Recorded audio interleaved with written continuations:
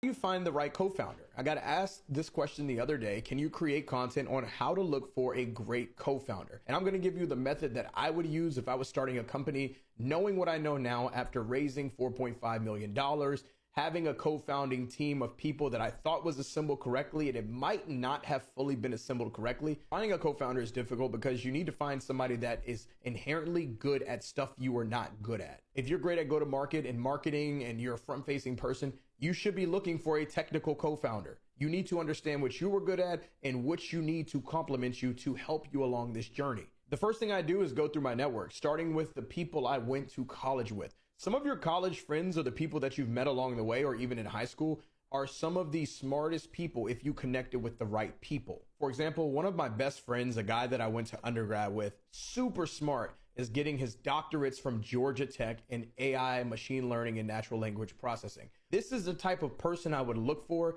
And if I was starting a brand new company from scratch, he's definitely the person I would reach out to. But let's say you don't have someone in your network. Where do you go next? The next place I would go is X. And I would go into X and I would go into these various different communities. There's a startup community. There's a build in public community. There's a startup founders and friends community. And this is great because you can literally scroll down and start monitoring these communities every single week, every single day. And you can find people who are building things similar to what you are building or in the same industry. Then from there, I would find one person, DM them, start talking about stuff, nerding out, and eventually you now have a friend that could be a potential co-founder. This actually happened to me with this guy that I met literally on X. We've been jamming out and nerding out in DMs about AI, machine learning, and the intersection of where it can be most valuable. I don't know if I'll ever build a company with him, but I have the option to say, hey, what do you think about this idea? And if it's something he's also interested in, there could be some synergies. You also need to make sure you find somebody who gives a damn.